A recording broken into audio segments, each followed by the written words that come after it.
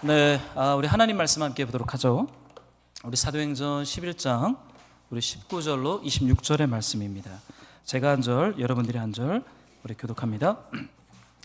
그때 스데반의 일로 일어난 환난으로 말미암아 흩어진 자들이 베니게와 구브로와 안디옥까지 이르러 유대인에게만 말씀을 전하는데 그 중에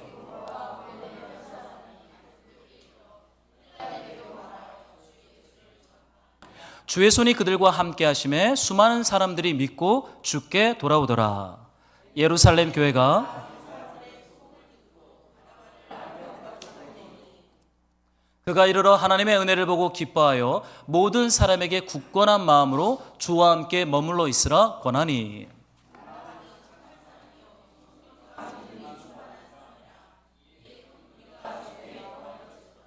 바나바가 사울을 찾으러 다소에 가서 만남의 안디옥에 데리고 와서 둘이 교회 1년간 26절 시작. 만남의 안디옥에 데리고 와서 둘이 교회 1년간 모여 있어 큰 무리를 가르쳤고 제자들이 안디옥에서 비로소 그리스도인이라 일컬음을 받게 되었더라. 아멘.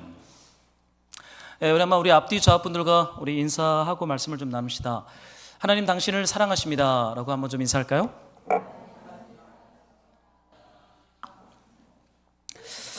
네, 우리 아동부실 또 영유아부실에서도 동일한 하나님 은혜가 있기를 소망합니다.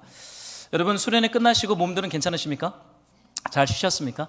이제 일상으로 돌아왔는데 이제 말씀 묵상하면서 성경 읽으면서 주님 사랑하는 그 제자된 길을 우리 모두 걸어가기를 소망합니다. 오늘은 그 안디옥 교회에 대한 말씀을 좀 함께 나누려고 해요. 여러분 사도행전에 두 개의 두 기둥 교회가 나옵니다. 하나는 예루살렘 교회, 하나는 안디옥 교회입니다. 예루살렘 교회는 최초의 교회이지만 동시에 유태인 중심의 공동체였어요. 그들은 이방인들에게 복음을 전하지 않았어요. 오직 유대인에게만. 아주 강력한 자기들만의 틀과 신학을 가지고 성령을 받았지만 하나님의 뜻과 예수님의 마음을 알지 못하는, 여러분 그럴 수 있다는 걸 사도행전은 증언하고 있어요. 성령을 받았지만 하나님의 나라와 예수님의 마음을 알지 못하고 여전히 고집스럽게 자신들의 프레임 안에 갇혀서 이게 하나님의 나라야 라고 마치 소경이 코끼리의 발목을 잡고는 코끼리는 기둥이야 라고 고집을 부리는 그런 교회가 예루살렘 교회였어요. 주님께서 이 고집스러운 교회를 해체시키시고 흩으시면서 하나님이 시작한 교회가 뭐냐면 안디옥 교회입니다. 이방인 선교, 헬라인에게 복음을 전하고자 하는 하나님의 그 마음으로 시작된 교회가 안디옥 교회죠. 근데 그 교회를 누가 시작했냐면 구브로와 구레네 몇 사람이 시작했다라고 말하고 있어요. 구브로와 구레네 몇 사람, 예루살렘의 사도들이 아니에요. 예루살렘 교회 지도자들이 아니에요.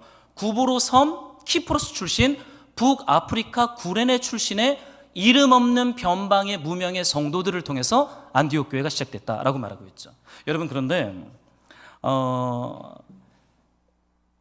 이 몇 사람이 중요한 것이 아니라 그들이 어떻게 견고한 유대주의를 깨트리고 이방인에게 복음을 전하는 것이 하나님의 뜻이라는 걸 어떻게 깨달았을까요? 여러분 이것이요 은혜입니다. 이것이 구원입니다. 성령이 우리 안에 역사하시면 지독하게 내가 옳다라고 생각해서만 집중했던 그 프레임을 깨트리시고 하나님의 말씀과 성령님의 계획과 예수님의 마음을 알아 이제는 하나님을 따라가는 삶으로 인도하신다. 이것이 구브로 구레네 몇 사람이 받았던 하나님의 은혜인 것을 발견하게 됐죠. 저는 우리 말씀으로 공동체 안에 구브로 구레네 몇 사람이 받았던 주의 손이 그들과 함께 하심에 내 고집과 내 자기 중심성과 내가 옳다고 생각했던 그 프레임이 깨어지고 예수님의 마음을 따라 충성하는 믿음으로 주를 따라가는 그 깊은 은혜가 저와 여러분들 안에 일어나기를 소망합니다. 여러분 사도행전 안에 참 멋있는 그림의 언어들이 많아요. 여러분 잘 아는 것처럼 급하고 강한 바람 같은 불같은 혀가 사람 위에 임했다. 이거 얼마나 멋있는 그림입니까? 이거를 가지고 성화를 그린 분들도 많잖아요. 급하고 강한 바람을 그림으로도 표현하고 불같은 혀로 표현을 합니다. 그런데 안디옥 교회가 시작될 때 나타났던 그림의 언어는 주의 손이 그들과 함께 하셨다라는 그림의 언어예요. 주님의 손이 그들과 함께 하셨다. 불의 혀나 급하고 강한 바람이 아니라 주님의 손이 함께 했다라고 말해요. 그리고 그 뒤에 가면은 하나님의 은혜가 내린 것을 보았다. 다 그림의 언어죠. 하나님의 은혜가 비처럼 내리는 것을 보았대요.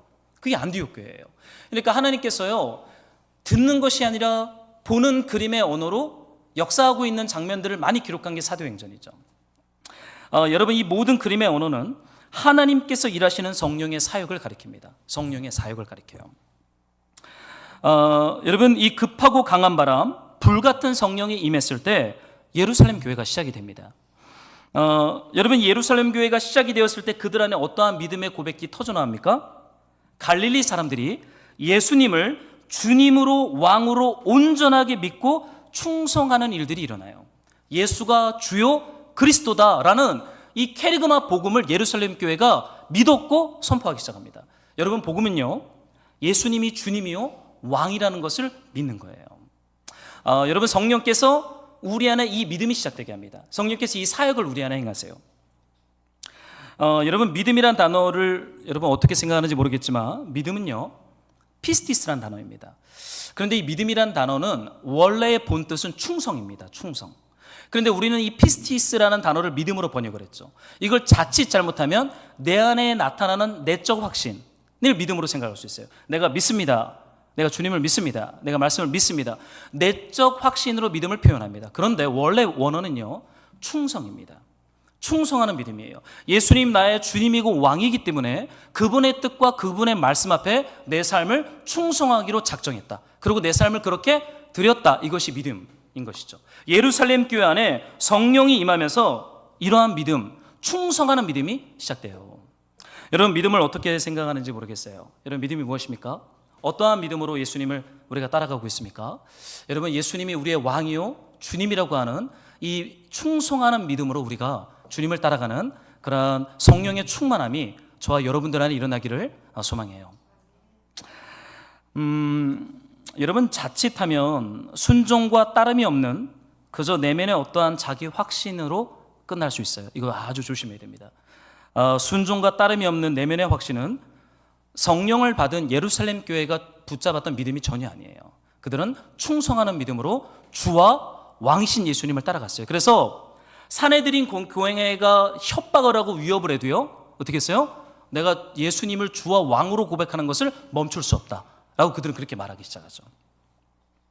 그런데 여러분, 지금 여기 안디옥 교회에서도요, 그 터키 땅이죠. 지금의 터키 지역입니다. 이방인들로 가득 찬 안디옥 도시의 교회가 시작된다고 했을 때 어떤 말씀이 시작됩니까? 주의 손이 그들과 함께 하심에 수많은 사람들이 믿고 주님께 돌아왔다라고 말하고 있어요. 여러분, 주님의 손이 우리의 마음을 만지시고 우리의 삶을 만지시는 것이 여러분 구원입니다. 그냥 내적 확신으로 주님을 믿습니다, 이게 아니에요. 주님의 손이 우리를 만지면서 우리 안에 예수님이 나의 주요 왕이라는 따름과 충성과 복종을 시작하게 하는 그런 교회가 안디옥 교회였다는 거예요.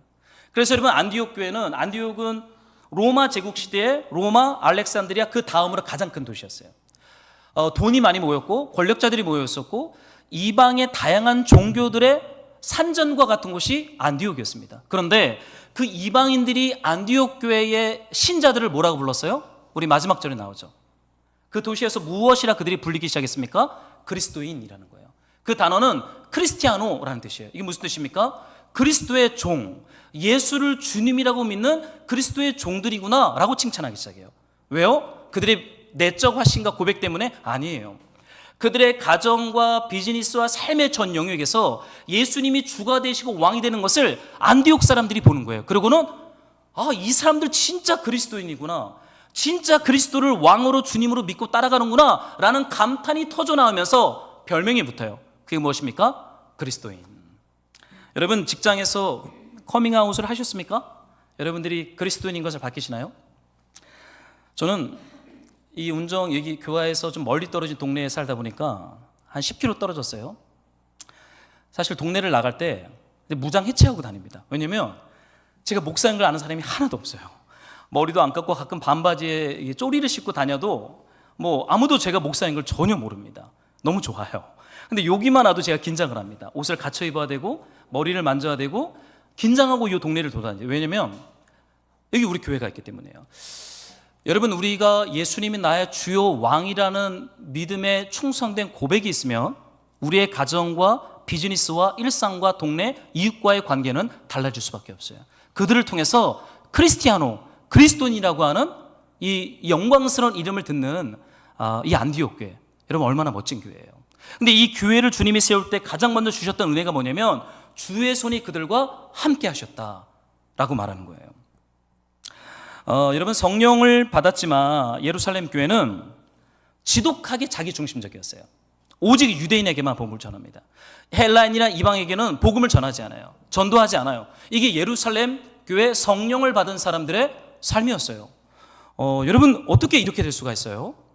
보통 여러분 유대인들이 가지고 있는 구원론이 뭐냐면 하나님의 나라가 임할 때 아브라함의 후손 할례를 받은 우리만 구원을 받고 이방인들은 심판을 받는다. 이것이 그들이 가지고 있던 구원론이에요. 구원의 확신이에요. 그러니까 성령이 임했는데 여전히 그들 안에 있는 유대주의라는 구원론에 갇혀서 하나님의 나라와 성령의 계획과 예수님의 마음을 알지 못하고 지독하게 자신들의 편안함 어떠함 안에 갇혀 있는 사람들, 그들이 누구입니까? 예루살렘 교회 사람들이었던 거죠. 저는 이 예루살렘 교회를 묵상하다가 왜 성령께서 임하셨다라는 표현을 그림의 언어로 급하고 강한 바람 혹은 불 같은 혀로 표현했을까? 안디옥 교회가 시작될 때는 주의 손이 함께 하시는 것으로 표현을 해요. 근데 예루살렘 교회는 급하고 강한 바람, 불의 혀 같은 것이 각 사람 위에 임함에 교회가 시작됐다. 왜 이렇게 격렬한 표현으로 예루살렘 교회를 사도행전이 표현하고 있을까? 여러분 왜냐면요, 그들 안에 깨어져야 할 강력한 어떠한 틀이 있기 때문에 그래요. 이건 유대주의입니다. 오직 복음이 유대인에게만 허락되었다는 이 견고한 자기 중심성과 자기에게 집중하는 이 프레임이 급하고 강한 바람에 흔들리고 그 바벨탑이 허물어지고 불에 태워져야 어떻게 돼요? 온전한 교회로, 온전한 구원으로 온전히 하나님을 알 수 있기 때문에 이런 격렬한 표현들을 쓰고 있는 것이죠. 여러분 성령이 임하시면 교회가 시작됩니다. 그런데 사도행전에 보면 유명한 말씀이 있죠. 성령이 임하시면 너희가 무엇을 받습니까? 권능을 받고 라는 단어가 나옵니다. 이건 두나미스라는 뜻이에요. 두나미스. 여러분 권능을 받고 할 때 우리가 종종 여러분 성령의 권능을 생각할 때 어떤 걸 생각하세요? 여러분 어떤 걸 상상하십니까? 성령의 권능, 어떠한 표적과 기사와 능력이 나타나는 것을 권능이라고 생각하시나요? 세상을 변화시키고 타자를 변화시키는 어떠한 강력한 힘을 권능이라고 생각하시나요? 여러분 사도행전에서 성령이 너희에게 임하시면 권능을 받고 라고 말할 때 그 권능은요, 세상과 타자를 변화시키는 힘이 아니라 사실은 내 안에 하나님의 성령께서 내주하셔서 지독하게 나에게 집중하는 이 자아의 아성인 바벨탑을 해체시키시고 깨트리시고 힘을 잃게 하시는 지독한 자기 중심성, 내가 내 인생의 왕이 되려고 하는 나의 영광과 필요의 아성에 만족하며 살게 하는 그 자기 중심성을 해체시키는 힘이겠습니다. 여러분 이게 성령의 권능을 받는 거예요. 성령의 은사들이 막 방언과 통병과 예언과 다양한 은사들이 막 쏟아져 나오는 것이 성령의 권능이 아니라 내가 내 인생의 왕과 주로고 살려고 했던 그 욕망에서부터 이제는 예수님이 나의 주요 왕이라고 고백하는 이 충성과 따름이 우리 안에서 시작되게 하시는 권능이 뭐다? 성령의 권능이라는 거예요. 제가 우리가 요즘 교회가 통독하는 본문이 열왕기서입니다. 그죠? 우리 열왕기하를 이제 다 끝났죠. 근데 제가 이렇게 열왕기서를 쭉 읽다가 제가 넘어가지 못하고 반복적으로 읽었던 본문이 하나 있습니다. 그게 어디냐면 열왕기상 18장, 19장, 20장이었어요. 엘리야 이야기였어요. 저는 엘리야가 참 이해가 가지 않는 거예요. 왜냐하면 엘리야는 권능의 종이잖아요. 신약에서도 세례 요한을 엘리야라고 말하죠. 구약과 신약을 통틀어서 선지자 중에 가장 강력한 권능을 행했던 선지자는 엘리야입니다. 여러분 갈멜산에서의 싸움이 어땠어요? 450명의 바알과 아세라 우상숭배 제사장들과 450대 1로 싸웠어요. 하늘에서 불이 떨어지는데 우상숭배자들의 제단은 떨어지지 않고 엘리야가 쌓은 제단에 불이 떨어지죠. 그리고는 450명의 우상숭배자들을 다 진멸해버립니다. 아합이 도망치듯이 병거를 타고 도망가니까 엘리야가 어떻게 해요? 뛰임을 뛰는데 말이 끄는 병거보다 더 빨리 지나가는 그런 권능과 능력을 행했던 사람이 누구예요? 엘리야예요. 여러분 열왕기서는 여러 가지 신학적인 메시지가 있겠지만 왕들의 이야기입니다. 그런데 왕이신 하나님이 아니라 내가 내 인생의 왕이 되고자 하는 그런 우상 숭배와의 싸움이 열왕기 상하 안에 있어요. 하나님이 아닌 다른 것들을 우상으로 섬기는 그 왕들을 깨트려버리는 이야기가 열왕기서입니다. 엘리야는 이 우상들과 싸워요. 그리고 승리합니다. 그런데 제가 참 이해가 되지 않았던 게 열왕기 이 상 19장에 보면은 이 엘리야가 이런 고백을 해요. 제가 한번, 여러분들 괜찮으면 성경 열왕기상 19장을 한번 좀 찾아보시겠습니까? 제가 좀 3절을 읽어드릴게요. 그가 이 형편을 보고 일어나 자기의 생명을 위해 도망하여. 제가 참 이해되지 않았던 게 뭐냐면 큰 승리를 했어요. 큰 표적을 행했어요. 큰 능력을 행했어요. 그런데 19장에 이세벨이 보낸 편지를 보더니 엘리야가 어떻게 됩니까? 도망을 칩니다. 그리고 번아웃이 됩니다. 그리고 탈진합니다. 그러니까 이런 고백을 해요. 4절에 자기 자신은 광야로 들어가 하루길쯤 가서 한 로뎀 나무 아래에 앉아서 자기가 죽기를 원하여 이르되 여호와여 넉넉하오니 지금 내 생명을 거두시옵소서. 나는 내 조상들보다 낫지 못합니다. 라는 고백을 해요. 죽여달라는 거예요. 도망을 칩니다. 여러분, 승리했던 엘리야, 권능이 있던 엘리야의 모습이 다 없어지죠. 탈진을 해요. 죽여달래요. 광야길로 가서 하루길 더 들어가서 하나님 저 좀 죽여주세요. 이렇게 말하는 엘리야를 보게 돼요. 전 이해가 안 갔어요. 여러분, 하나님의 큰 은혜가 있었잖아요. 큰 승리가 있었잖아요. 큰 능력이 있었잖아요. 그런데 그는 왜 도망치고 왜 탈진을 경험하고 왜 하나님 앞에 죽여달라고 탄식을 합니까? 왜인 것 같아요? 제가 이 장면에서 너무 이해가 안 가서 이 엘리야 이야기를 반복적으로 읽는데 그가요 반복적으로 나오는 엘리야의 고백이 하나 있어요. 그게 19장 10절과 14절 동일한 말씀입니다. 제가 읽어드릴게요.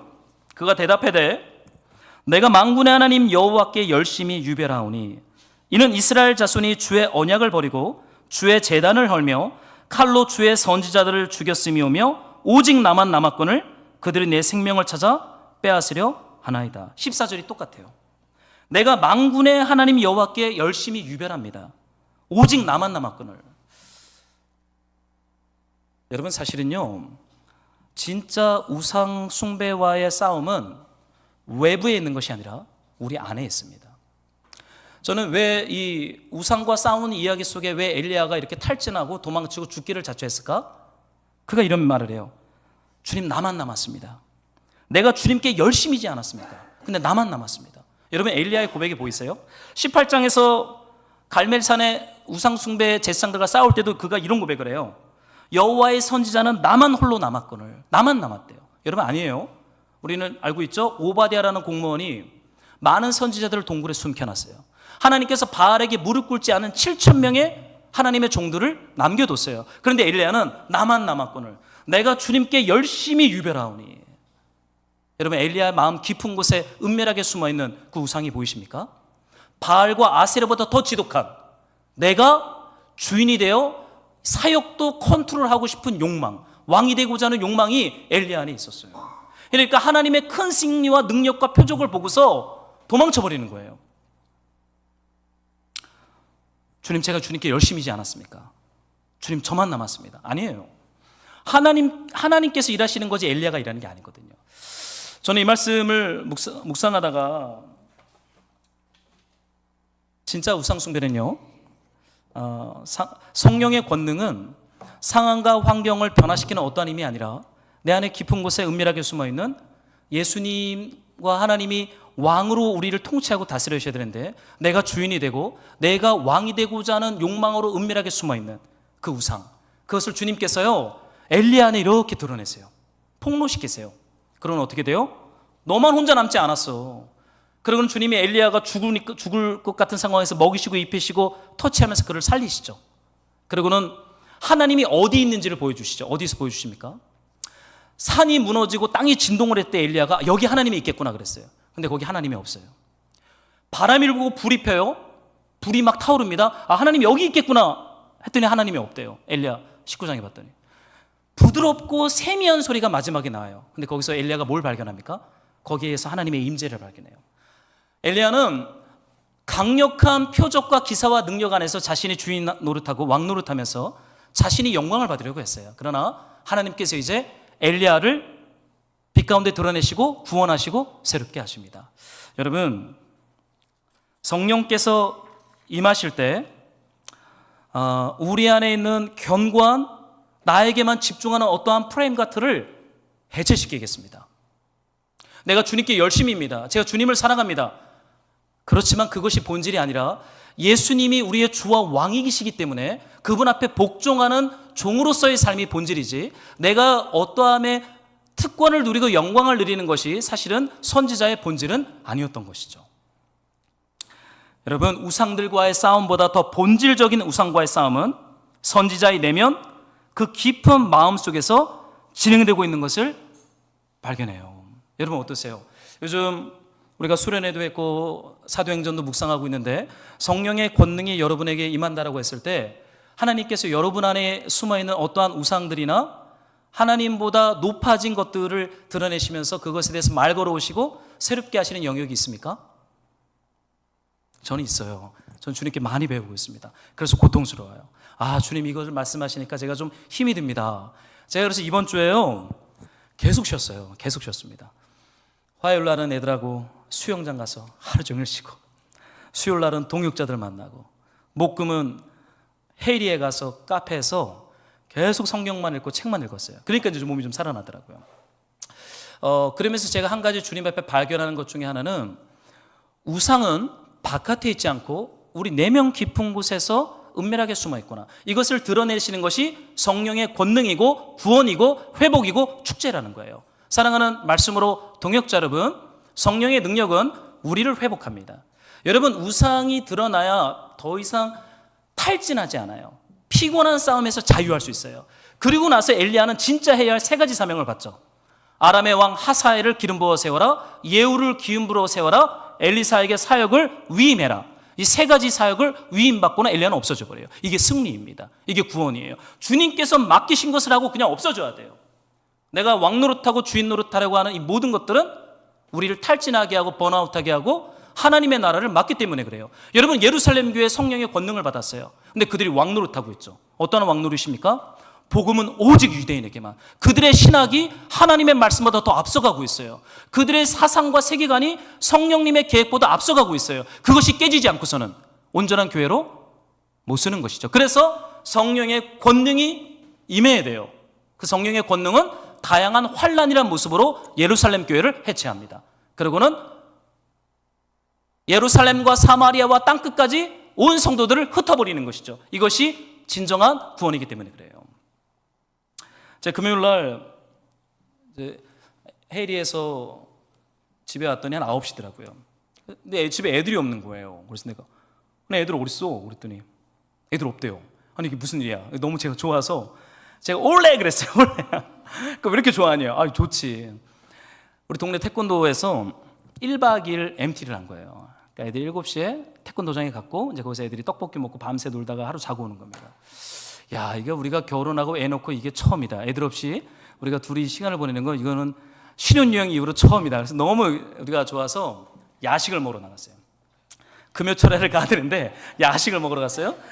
동네에 이제 맛집들이 있으니까 둘이 그냥 반바지에 쪼리 신고 제가 목사인 걸 아무도 모르기 때문에 야식을 먹으러 갔습니다. 새벽까지 먹으려고 이제 야식을 시켜서 먹고 이제 아내랑 이제 교제를 하는데 11시쯤 됐는데 전화가 한 통이 왔어요.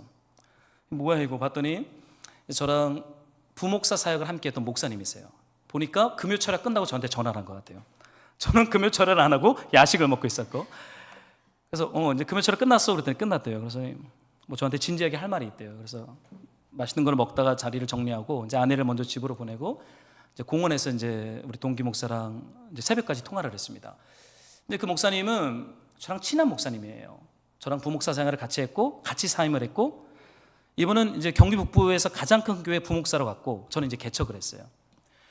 그래서 틈틈이 이 목사님은 그 교회 교구 목사 자리가 나면 저한테 전화를 해요. 야, 최 목사 자리 났다 빨리 와라 그랬어요.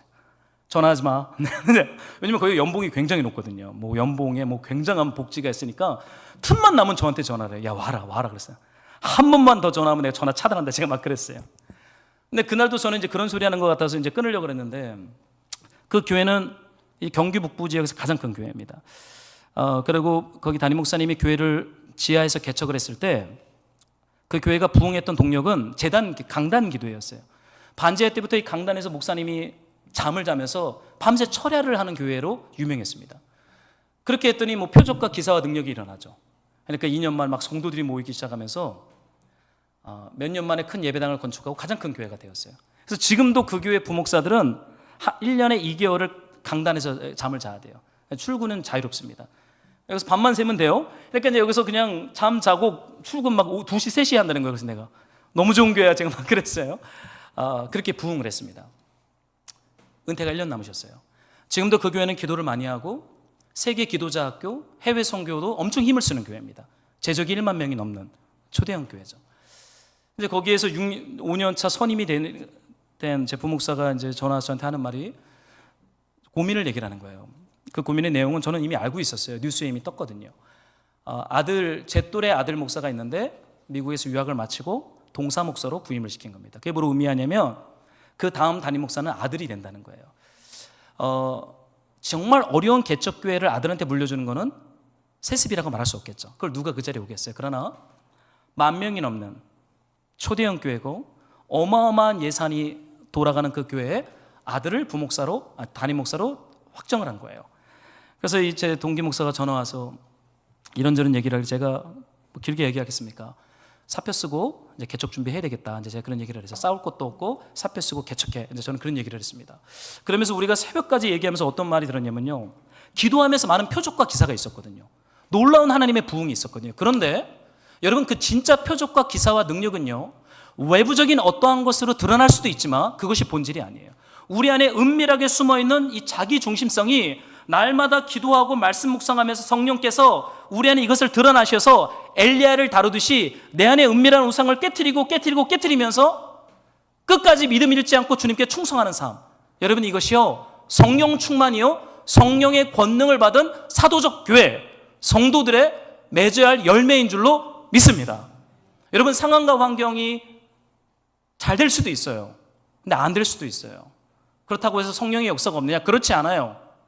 그래도 우리의 속사람이 날마다 하나님을 사랑하고 하나님 말씀 앞에 충성하고 복종하면서 주님을 따라간다면 그 주님이 쓰시는 교회입니다. 그게 안디옥 교회예요. 그것이 구브로와 구레네 몇 사람이 경험했던 하나님의 은혜입니다. 우리 교회 작년에 왔던 강동진 목사님 예수마을교회, 예수마을 공동체 지금 선교사님들을 위한 집들을 계속 건축하고 있어요. 가끔 문자가 와요. 이제 필요한 재정들을 이렇게 기도를 부탁합니다. 근데 한번 제가 목사님 얼마 필요합니까? 전화 통화를 하다가 선교사님들 집들 타일을 이제 붙여야 되는데 타일을 살 돈이 없는 거예요. 그래서 목사님 얘기하다가 지금 제주도야 그러시는 거예요. 그래요? 제주도 왜 가셨어요? 그랬더니 제주에 있는 서귀포교회 부흥에 이제 오신 거예요. 근데 목소리가 다 쉬었더라고요. 이제 몸살 감기 가운데 이제 집회하신 것 같아요. 마지막 날 저는 통화했는데 사례비를 얼마 받았대요. 목사님 축하드립니다. 이거 내가 타일 값으로 이제 산다 그러는 거예요. 여러분 사실 제가 그 강 목사님 좋아하는 이유는 날마다 주님 앞에 의지하고 내 몸을 쳐서 깨트리지 않고서는요 그분은 재정이 안 들어와요. 노동해야 되고 가서 강의해야 돼요. 그런데 하나님이 그렇게 역사를 하세요. 때로는 어떠한 교회처럼 이렇게 그 교회를 말할 수는 없지만 이름을 그러면서 성령과 기도를 말한다는 것은 참으로 부끄러운 일인 것이죠. 여러분 성령의 권능은요 우리 안에 있는 우상과 자기중심성을 해체시켜요. 근데 그게 고통스러울 거예요. 그래서 요거를 패스하고 그냥 믿기만 하고 싶은 거예요. 내적 확신으로. 근데 사도행전은 그걸 허락하지 않아요. 고단한 그 여정을 통과하는 것이 구원이다라고 말해요. 환란을 통해 흩어진 구브로와 구레네 몇 사람이 어떤 일을 시작합니까? 우리 한번 좀 말씀을 읽어봤으면 좋겠어요. 한번 여러분들이 20절 말씀을 한 번만 읽어주세요. 함께 시작.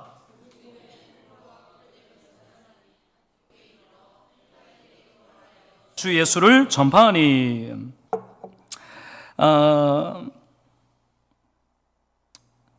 드디어 오랜 시간 쳐져 있던 휘장이 위에서 아래로 찢어졌어요. 오직 유대인에게만. 여러분 우리는 이방인 선교를 당연하게 생각하잖아요. 이 당시 교회는 그게 불신앙이에요. 그러니까 그들의 신앙은 헬라인에게 복음을 전하는 건 하나님 말씀에 불순종하라고 하는 믿음이 있었던 거예요. 원래 하나님의 본뜻은 안 그랬는데 견고한 유대주의 때문에. 그런데 휘장이 위에서 아래로 쫙 찢어졌습니다. 예수님이 십자가에서 죽으시고 부활하시면서 성소와 지성소를 맡고 있는 휘장이 찢어졌던 사건이 우리를 구원하였지만, 교회를 구원한 사건은 구브로와 구레네 몇 사람이 이방인에게 복음을 전했던 저 사건으로 말미암아 교회의 벽이 허물어져 버린 거예요. 자기 중심적이고 나에게만 집중했던 교회론과 구호론이 하나님과 타자를 향한 선교로 나아갈 수 있는 문이 이들을 통해서 열린 것입니다. 여러분, 이것이 하나님의 마음입니다. 여러분, 하나님께서 우리 안에 은혜를 주시잖아요. 주의 손이 우리와 함께 하시잖아요. 상황과 환경을 주님이 회복시키고 바꾸어 가기도 하지만 더 본질적인 회복과 구원은 우리의 속사람을 주님께서 만지십니다. 어떻게 해요? 예수가 나의 주님이요 왕이라고 하는 충성된 복종의 믿음으로 주님이 두려움이 아니라 사랑과 자원함과 기쁨과 경외함으로 예수님을 나의 주님이요 왕이라고 고백하는 거예요. 그리고는 크리스티아노, 그리스도인, 그리스도의 종으로서 살아가는 교회 공동체가 시작되는 것이죠. 여러분, 주의 손이 그들과 함께 하셨다라고 말하고 있어요. 그런데 여러분, 때로는 환난과 흩어짐으로 그들이 흩어지잖아요. 근데 주의 손이 우리와 함께 하셔서 은혜를 줄 때 때로는요, 환난처럼 보일 때가 있어요. 흩어지는 것처럼 보일 수 있어요. 그런데요, 땅의 사람들이 볼 때는 환난이에요. 땅의 우리의 관점, 땅의 육신의 눈으로 볼 때는 환난인데, 하나님 나라 관점과 하늘에서 그것을 볼 때는 축제입니다. 회복입니다. 부흥입니다. 구원이에요. 환난으로 흩어지고 있지만 실상은 그들 안에 있는 견고한 유대주의가 깨지면서 마지막에 방점을 찍죠. 구브로와 구레네 몇 사람이 헬라인에게도 말하여 주 예수를 전파했다. 그들이 전한 복음은 주 예수의 복음입니다. 퀴리오스, 예수. 주님 되시는 예수의 복음을 전한 거예요. 이분이 우리의 주님이다, 왕이다 라는 복음을 전한 것입니다. 여러분, 주의 손이 그들과 함께 하심에가 이 모든 변화와 회복과 부흥의 동력이었어요. 여러분, 주님의 손은 그림이죠. 그림의 언어잖아요. 그런데 보통 주님의 손을 구약과 신약이 표현하는 상징적 개념은 주님의 임재를 가리킵니다. 주의 손이 함께 하심에 주님의 임재가 있다는 거예요. 그런데 구약에서 하나님의 손을 가리키는 여러 장면의 말씀들을 찾아서 읽다 보면요, 여호와의 손이 나타나면 그 다음 등장하는 게 뭐냐면 전쟁입니다. 전쟁. 제가 PPT로 안 해놨지만 출애굽기 9장 3절에 보면 열재앙이 일어날 때 한 샘플에 이런 말씀이 있어요. 여호와의 손이 들에 있는 내 가축 곧 말과 나귀와 낙타와 소와 양에게 더하리니 심한 돌림병이 있을 것이라. 하나님의 출애굽 구원 사건이 있기 전에 여호와의 손이 애굽에 있는 신들을 강타합니다. 전쟁이죠. 근데 이 전쟁은 주님의 손으로 하시는 전쟁이에요. 여러분, 하나님께서 주의 손이 우리와 함께 하실 때 우리 안에 주님의 거룩한 전쟁이 시작됩니다. 그 전쟁은 하나님보다 높아진 그 모든 것들을 주님께서 드러내시고 깨트리는 작업이에요. 헤렘, 진멸입니다. 진멸시키는 거예요. 하나님보다 높아진 그 모든 사상과 생각과 삶의 우선순위를 주님이 헤렘시킵니다. 이게 주의 손이 그들과 함께 하심에 라는 은혜인 거예요. 여러분, 저는 주님의 손이 구브로와 구레네 몇 사람과 함께 하시면서 이 하나님의 거룩한 전쟁을 성취하시고, 그리고 그들로 말미암아 마땅히 전해야 할 헬라인에게 복음을 전하는 이 놀라운 안디옥 교회가 저와 여러분들 안에 좀 시작되었으면 좋겠어요. 저는 한 주간 이렇게 사도행전과 열왕기서를 읽는데, 야, 참 주님 멋있다. 주님이 주님의 일을 하시는구나. 엘리야도 아니었고 사도들도 아니었고 이 역사 속에 있는 무명의 사람들도 아니었어요. 주님의 손이 주권을 잡고 주님의 뜻과 주님의 계획을 이렇게 성취해 갔어요. 그래서 자유로울 수 있는 거예요. 내가 내 인생의 주인이 되고 내가 내 인생의 왕이 되면 힘들어요. 나중에 탈진합니다. 번아웃합니다. 그러나 예수님이 주님이 되고 예수님이 왕이 되면 자유로울 수 있어요. 그분을 보고 사랑하면서 복종하면서 따라가면 하나님의 나라가 열리고 하나님의 뜻이 세워지고 생명과 구원의 역사가 일어나는 것을 발견하게 되죠. 월요일 날이었어요. 제가 한 모임에 가서 이렇게 성경 공부하고 설교를 하다가 저희 교회 수련회 얘기를 많이 했어요. 우리가 은혜를 너무 많이 받았다. 너무 좋았다. 그걸 예화로 많이 들었어요. 많이 들고 이제 예배를 마치고 이제 그 회사 카페에 앉아 있는데 이제 그 다음 조금 1시간 뒤에 성경 공부 모임이 있었거든요. 그래서 제가 1시간 정도 카페에서 이렇게 쉬고 있는데 몇몇 분들이 찾아왔어요. 제가 어쩐 일입니까? 그 강의 들으셔야 되는데 왜 나오셨어요? 제가 그랬는데 목사님 저희 회사도 수련회를 하죠 그러는 거예요. 왜 회사가 수련회를 합니까? 그 다니시는 교회 담임 목사님한테 말씀을 드려서 하세요. 제가 그랬어요. 왜냐면 너무 힘들어서 이게. 근데 다행히 회사에는 애들이 없어요. 퀴즈케어 할 일이 없습니다. 그 다니는 교회 목사님께 얘기해서 수련회를 하세요. 그랬더니 이분들이 다 하는 말들이 코로나 이후로 수련회나 공동 식사라는 게 다 없어졌다는 거예요. 그러세요? 그래서 한참 그 얘기를 하다가 기도해 봅시다. 하나님께서 혹시 기회를 주시면 회사도 수련회 하면 좋겠네요. 그러고는 이제 모임을 흩어졌어요. 사실은 여러분 하나님께서 문을 열어 가시는 것이고 하나님께서 일을 하시는 거예요. 자, 이번 주에 예전에 제가 여기 개척할 때 찬양 인도했던 간사가 있어요. 제 예순도단 후배 간사입니다. 근데 이 친구가 여기서 찬양 사역하다가 YM 간사를 그만두고 이제 가족을 먹여 살려야 돼서 취업을 했습니다. 고양시에. 근데 거기가 교대 근무라 주일마다 교회를 안 나가는 거예요. 1년을 넘게 안 나갔어요. 그래서 제가 다시 우리 교회로 와라 너 와서 예배해라. 제도 주일날 근무를 하니까 교회를 못 나가요. 근데 이번 주에 연락이 왔는데 회사를 그만뒀다는 거예요. 그러고는 가정을 돌보고 있습니다. 그 얘기를 저한테 하는 거예요. 가정을 왜 돌보지? 제가 그런 생각이 들었어요. 가정은 가정인데 뭘 돌본다는 거지? 그동안 많이 힘들었던 것 같아요. 그러면서 제가 그런 얘기를 했어요. 같이 예배하자. 와라. 이제 같이 예배하자. 왜냐면요, 하나님께서 우리네 인생과 삶에 어떤 회복을 주실 때가 있고 뭔가 일하실 때가 있습니다.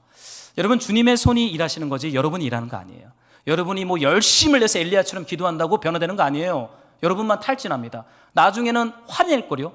너 내가 그렇게 기도했는데 왜 이렇게 안 받게? 이렇게 되는 거예요. 저만 그래요? 우리의 열심으로 하면 화냅니다. 여러분 주님께서요 주님의 손으로 역사하셔야 되는 거예요. 그러면요 자유로울 수 있어요. 주님이 일하시기 때문에. 물론 수고하는 사람들이 있어야 되지만 주의 손이 일하심에 그들과 함께 하심에 수많은 사람들이 믿고 주님께로 돌아왔다. 그리고 그 교회가 안디옥 교회라고 말하고 있어요. 여러분 여호와의 손이 전쟁을 치르십니다. 여러분이 전쟁 치르는 거 아니에요. 여러분의 가정과 기업과 교회와 여러분이 기도하고 있는 모든 영역 속에 주님의 손이 전쟁의 주도권을 잡고 전쟁을 치러가고 있어요. 우리가 해야 될 건 무엇입니까? 복종입니다. 주님을 사랑하는 것입니다. 주님을 신뢰하는 것이에요. 예수님이 나의 왕이요 주님이라고 하는 믿음의 고백만 하면 되는 거예요. 그리고는 전쟁의 신이신 야훼 하나님 앞에 우리가 의탁하고 그분을 따라가는 것이죠. 그러면 거기에요 조용한 회복들이 일어나게 돼요. 조용한 혁명들이 일어나기 시작해요. 누룩처럼 퍼져나가는 거예요. 단번에 변화되지 않지만 반드시 변화되고 반드시 회복되는 역사가 일어나는 줄로 믿습니다. 마지막으로 우리 이 말씀 한번 읽어봅시다. 여러분들이 한번 26절이에요. 같이 한번 읽겠습니다. 시작.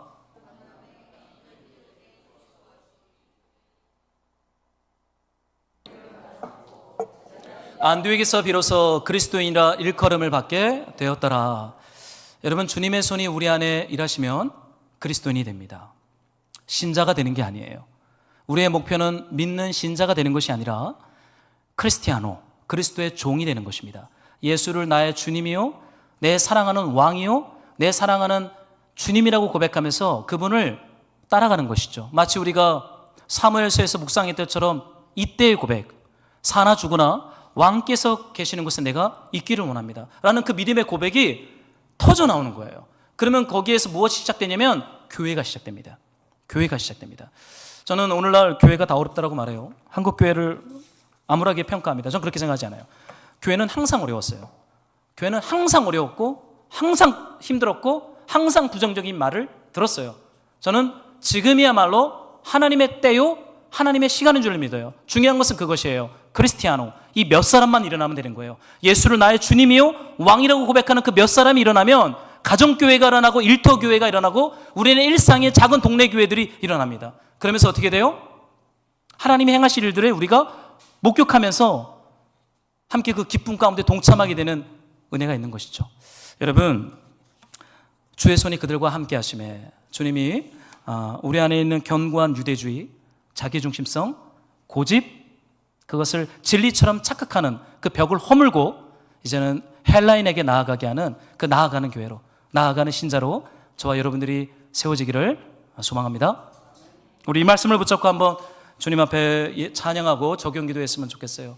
우리 예수님 사랑합니다 이 고백합시다.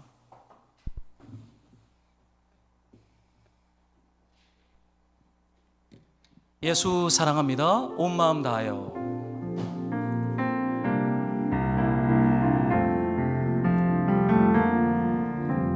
예수 사랑합니다 사랑합니다 온 마음 다하여 오직 주님 한 분만 간절히 더 원합니다. 우리 한 번 더 마음을 다해서 예수님 사랑합니다. 예수 사랑합니다 사랑합니다 온 마음 다하여 오직 주님 한 분만 간절히 더 원합니다.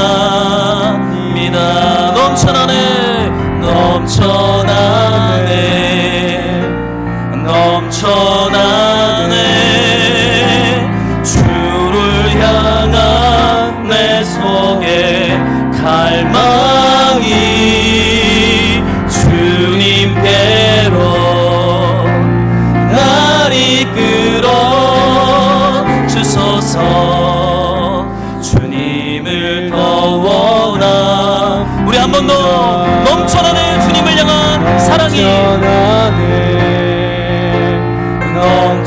넘쳐나네 주를 향한 내 속에 갈망이 주님께로 날 이끌어 주소서 주님을 더 원합니다.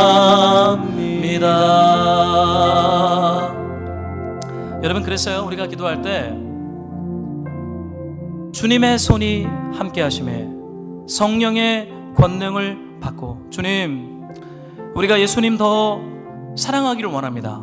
예수님의 주되심과 왕되심을 내 온 삶으로 복종하고 충성하며 그렇게 주님을 따라가기를 소망하오니 성령님 내 속에 주님을 대적하여 높아진 우상이 있다면, 높아진 사상이 있다면 성령께서 드러내시고 깨트리시며 예수님을 더 사랑하게 하소서, 예수님을 더 예배하게 하소서, 예수님을 더 증언하게 하소서.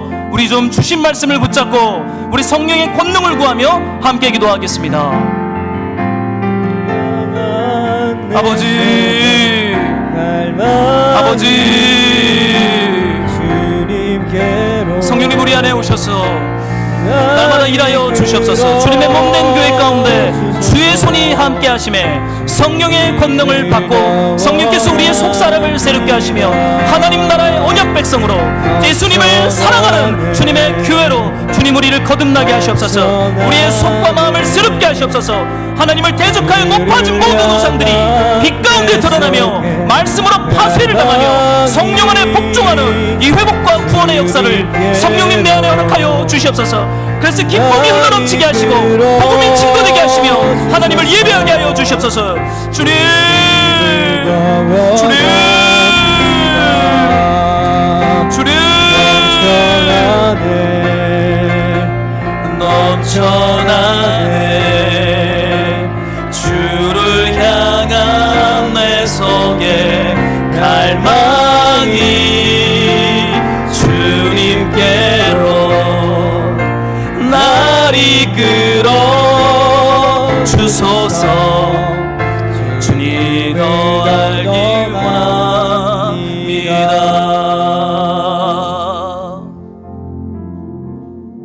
아버지 하나님,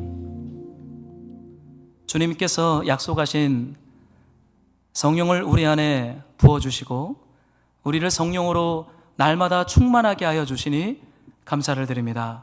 주님이 여정 속에서 예수님을 더 사랑하게 하시고 예수님의 주권과 왕되심을 삶의 전 영역에 인정하며 복종하는 충성하는 믿음으로 우리가 주님 앞에 그 열매를 드릴 수 있도록 성령님 날마다 우리 속에서 일하시며 우리의 삶 가운데서 우리를 다스려 주시기를 간구합니다. 주님, 특별히 소망하는 것은 이 구브로 구레네 몇 사람을 통하여 안디옥 교회가 세워졌던 것처럼 날마다 이 성령의 깊은 생명의 역사가 우리 안에 있어서 찾는 이들에게 복음을 전하는 그런 주님의 작은 안디옥 교회들이 일어날 수 있도록 성령께서 우리 가운데 기름 부으시고 일하여 주시기를 소망합니다. 주님을 소망하고 예배하며 주님께 감사함으로 드리는 예물을 아버지 기쁘게 받으시고 홀로 영광과 존귀와 사랑을 받으시옵소서. 예수 그리스도의 이름으로 기도했습니다.